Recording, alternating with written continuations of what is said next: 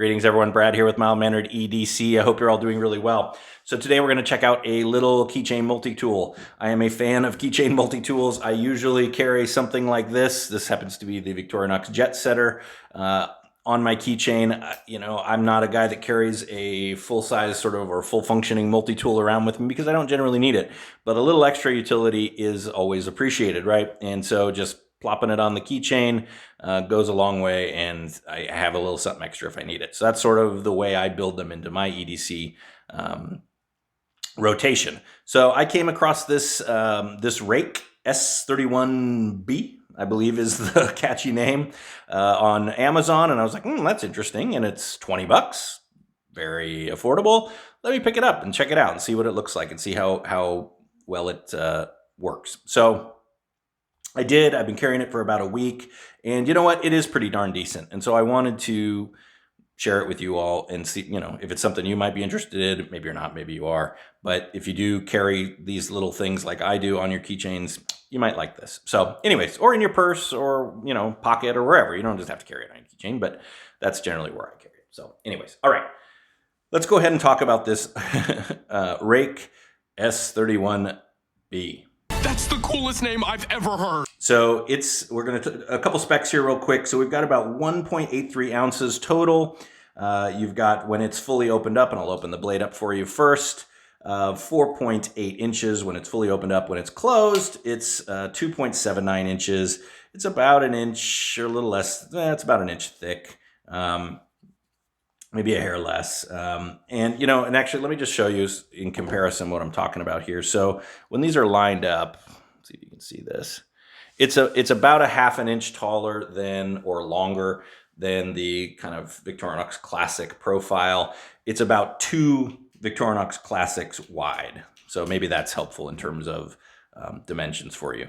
But you know what? For the tools that it's got in it, it's kind of interesting on that level, and we'll talk about that. So, in fact, let's go do that right now, because that's the point of this. So the first tool on this thing that kind of caught my attention was this blade. It's got a nice little 2.1-inch blade. Now, what's interesting to me about this blade, let's see if you can see it here, if I can get the lighting right.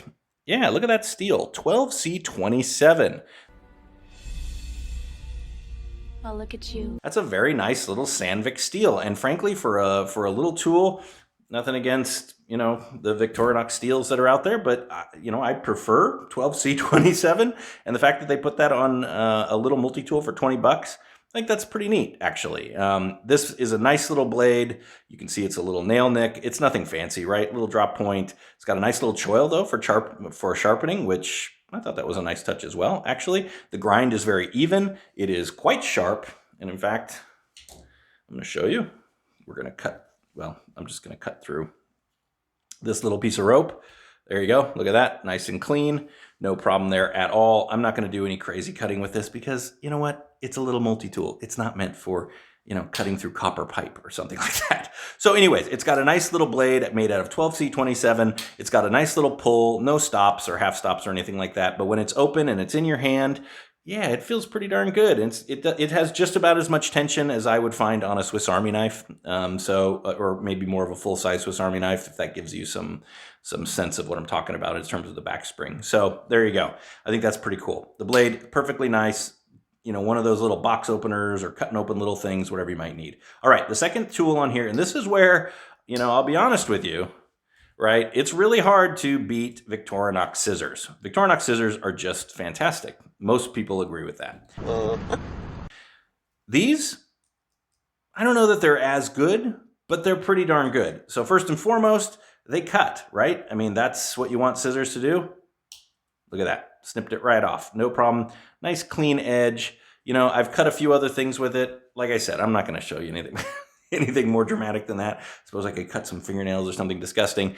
But, it's got a little bit of a spring here, as you can see. That's kind of how it's functioning. The nice part of this is I don't see this being delicate or really breaking in any way. So these are pretty darn sturdy. And for when you're cutting through some stuff, and as I mentioned, I've cut through some paper. In fact, I got an old garbage bag here. Let's just do this. We can do it. This is kind of a thick handle on one of these grocery bags. Let's see. See? No problem. So, you know, it seems kind of ridiculous to talk that much about these little pair of scissors, but on a lot of little multi-tools, they can be total junk. Honestly, these scissors can be junk. Victorinox always has really good scissors, which is one of their claim to fames. And frankly, this one has maybe not 100% as good as a Victorinox pair of scissors, but one of the best I've seen on a non-Victorinox. Let me just put it that way. So really nice functional pair of scissors and pretty good sized actually, comparatively. So there you go. All right. Now it's got this third, if I open the right one, this third sort of little multi-tool blade kind of a thing that's got a couple things going on, right? It's got a little flathead screwdriver right there at the tip. It's got a belt cutter or rope cutter or whatever you want to call it here built in, and we'll test that. In fact, let's test that right now to see if it actually works, because those are mostly gimmicks on a lot of these kind of things. So here we go. Will it cut it? Oh, and look at that. Not only did it cut it, but it cut it very cleanly. So very functional. And in fact, you know what I like these for, as opposed to a hardcore emergency tool, is like just taking tags and stuff off of you know, toys or anything, you know, clothing or something you might buy. That works perfect for that, and you don't have to take out the knife to do it. It's a little bit safer. So anyways, there you go. Pretty cool. It's got a bottle opener, and then it's got this little notch here, which is a wire bender. So you can put a wire in there, a copper wire or something, and kind of bend it and make a square or whatever you might do with bending wire. So those are kind of, so you got sort of three tools in this. And again, all these made from that 12C27, which I think is really great. A couple of other neat notes on this. I don't know if you can see, but in between, in fact, let me see if I can find that's a better view. You can see in between the tools, this is actually writing on little phosphor bronze washers. Well, isn't that special? Which makes this actually pretty darn smooth to open. There's no blade play or flex or anything like that. Everything is very solid. I think that's a nice touch. That shows an attention to detail. They weren't just throwing this together. It's also disassemblable. What do you know? And then, speaking of kind of the final thing I wanted to mention, this is actual G10. Not just a plastic or something like that. This isn't a legit G10. This one's in that OD green, but I think they have one in black as well. So, you know, overall, I kind of feel like for the package here, for the size, to get kind of these three tools that all made from a nice steel with some good attention to detail and just some nice functionality. Yeah, it's a little thicker than I might normally carry. It's 1.8 ounces. I mean, that's just not that heavy, but you know, comparatively, it's definitely heavier than, for example, like a classic type Victorinox. But you know, for the added functionality, I think this is a pretty darn good option for 20 bucks. Right? 20 bucks. You're getting a reliable steel, good tools that actually work, actually cut. You're not going to be prying open a smashed car with, you know, like these are the jaws of life or something like that. So, you know, that's not what this is meant to do. But for just basic tasks around town, you know, whatever it might be, this is really a pretty nice little option. And for 20 bucks, I think it's really quite nicely done. So there you go. This is the Ruike.